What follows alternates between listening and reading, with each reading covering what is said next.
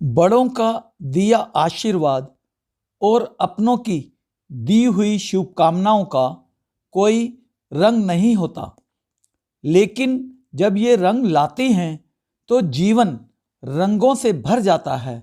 इसका मतलब है, अगर हमारे परिवार के लोग यानी कि हमारी जिंदगी के सबसे बड़े शुभ चिंतक, हमारी जिंदगी का ख्याल रखने वाले अपना आशीर्वाद हमें प्रदान करते हैं, तो समय अनुसार समय समय पर हमारी जिंदगी में अनेक तरह का आनंद हमें मिलता रहता है। नमस्कार दोस्तों, प्रेमी मार्ग यूट्यूब चैनल पर आपका स्वागत है। आज हम आपकी ज़िंदगी में नमक का क्या महत्व होता है उसकी चर्चा यहाँ पर कर रहे हैं। कृपया इस वीडियो को अंत तक जरूर देखें। इस संसार में समय समय पर महापुरुष आते हैं और अपना सच्चा अनुभव अपने श्रीमुख से समाज और संसार के आगे रखते हैं। निर्णय आपको ही लेना है। समय रहते जिंदगी में आप भी अनुभव कर सकते हैं। यह सच्चा अनुभव है, यह वाद विवाद का विषय नहीं है। जब किसी को देने के लिए कुछ ना हो तो उसे प्रेम और सम्मान दें, यही सबसे बड़ा धन है। एक मनुष्य दूसरे मनुष्य को प्रेम और सम्मान तो दे ही सकता है और देना ही चाहिए। भगवान ने सभी मनुष्य को अपनी आंतरिक दृष्टि से एक जैसा ही बनाया है, परंतु हम बाहरी दृष्टि से मनुष्य को देखते हैं। हम देखते हैं कि एक अमीर है और दूसरा गरीब है। हमारा देखने का नज़रिया ठीक नहीं है। हमें अपने नज़रिए में सुधार लाना चाहिए। एक बार सत्यभामा जी ने श्री कृष्ण से पूछा, मैं आपको कैसी लगती हूँ? इस पर श्री कृष्ण ने कहा, तुम मुझे नमक जैसी लगती हो। सत्यभामा जी इस तुलना को सुनकर बुरा मान गई और बोली, तुलना भी की तो किससे?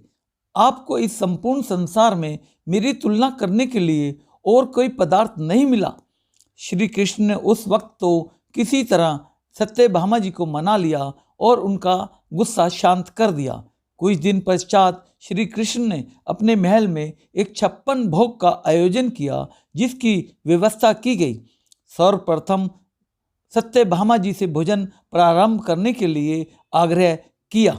श्री कृष्ण ने सत्यभामा जी ने पहला कोर मुंह में डाला, मगर यह क्या, सब्जी में नमक ही नहीं था।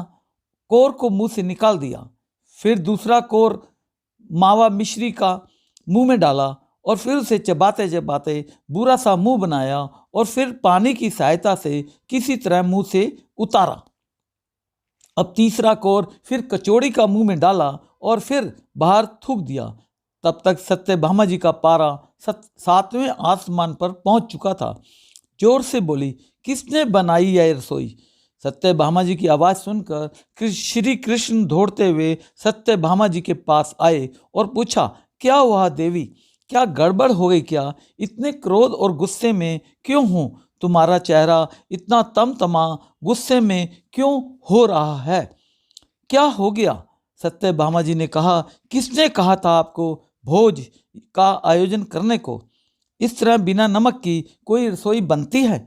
किसी वस्तु में नमक नहीं है, मीठे में शक्कर नहीं है, एक कोर नहीं खाया गया। श्री कृष्ण ने बड़े भोलेपन से पूछा, तो क्या हुआ, बिना नमक के ही खा लेती? सत्यभामा जी ने फिर क्रोध और गुस्से में बोली कि लगता है कि आपका दिमाग फिर गया है। आपका बिना शक्कर की मिठाई तो फिर भी खाई जा सकती है, मगर बिना नमक के कोई भी नमकीन वस्तु नहीं खाई जा सकती है।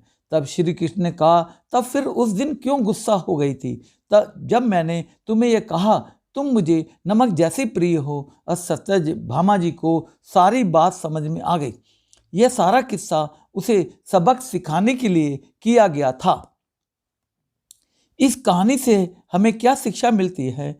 स्त्री जल की तरह होती है, जिसके साथ मिलती है उसका ही गुण अपना लेती है। स्त्री नमक की तरह होती है, जो अपना अस्तित्व मिटाकर भी अपने प्रेम प्यार तथा आदर सत्कार से परिवार को ऐसा बना देती है। माला तो आपने सबने देखी होगी, तरह तरह के फूल पिरोए हुए, पर शायद ही कभी किसी ने अच्छी से अच्छी माला में उस अदृश्य सूत को देखा होगा जिसने उन सुंदर सुंदर फूलों को एक साथ बांध कर रखा है। लोग तारीफ तो माला की करते हैं जो दिखाई देती है, मगर तब उन्हें उस सूत की याद नहीं आती जो अगर टूट जाए तो सारे फूल इधर उधर बिखर जाते हैं।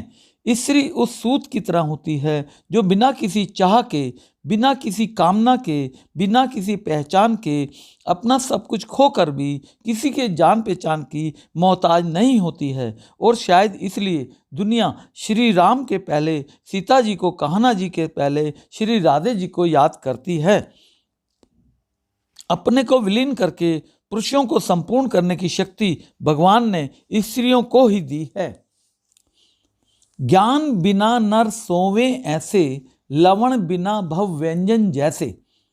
संत महापुरुषों का कहना है कि जैसे आत्मा के ज्ञान के बिना प्राणी, हर मनुष्य संसार में भटकता रहता है, वैसे ही बिना नमक के सारे खाने पीने का स्वाद नहीं आता है। खाना है, बढ़िया खाना बना हुआ है, परंतु नमक के बिना खाने पीने का कोई स्वाद नहीं आता है। अगर हमें इस संसार में जीवन का आनंद लेना है तो हमें इस जीवन में आत्मा का ज्ञान होना जरूरी है, और आत्मा का ज्ञान किताबों में नहीं मिलता है। इसके लिए साक्षात गुरु का होना भी जरूरी है। साक्षात गुरु ही सामने बैठकर मनुष्य को आत्मा के बारे में बता सकते हैं और बताते भी हैं। यह खुशखबरी है कि आप जिंदा हैं, आपके अंदर वह सच्चिदानंद है, यानी कि आपके अंदर वह शक्ति विराजमान है। भगवान तुम्हारे अंदर है, इस बात पर शक मत करो, क्योंकि इसी शक के कारण सारा संसार स्वर्ग होते हुए भी नरक बना हुआ है। जीवन रूपी खेत में कुछ ना कुछ तो उगना ही है, चाहे उसमें शंकाएं उगें या स्पष्टता उगे, यह आपके ऊपर निर्भर करता है कि आपने अपने जीवन रूपी खेत में क्या उगाना चाहते हैं। जो हमारे मार्ग में असली रोशनी कर दे, यह है असली गुरु की पहचान। आदिकाल से यह परंपरा रही है कि जब किसी ने अपने हृदय में ठान लिया कि मैं अपने जीवन में असली रोशनी पाना चाहता हूँ, तब किसी समय के महापुरुष ने सच्चा ज्ञान का दीपक उस शिष्य के हाथ में रख दिया, उसकी दुनिया की अज्ञानता का अंधेरा दूर कर दिया। ऐसे ही मेरे साथ 1993 में श्री प्रेम रावत जी ने मेरी जिंदगी में प्रकाश ही प्रकाश कर दिया है। आज भी मैं उनके बताए हुए मार्ग पर चल रहा हूँ और आनंद ले रहा हूँ। हमेशा श्री प्रेम रावत जी को धन्यवाद देता हूँ। कोटि कोटि धन्यवाद। प्रेमी मार्ग चैनल यह आप ही का चैनल है। अगर आप पहली बार इस चैनल को देख रहे हैं और आनंद ले रहे हैं, अपनी ज़िंदगी में सीखने का प्रयास कर रहे हैं, तो इस चैनल को सब्सक्राइब कर देना।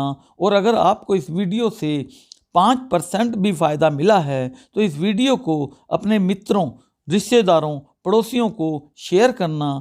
अगर आप किसी का भला करते हैं, आप एक बार भला शब्द को लिखना, तो आप देखेंगे भला शब्द को उल्टा करने पर लाभ में बदल जाता है।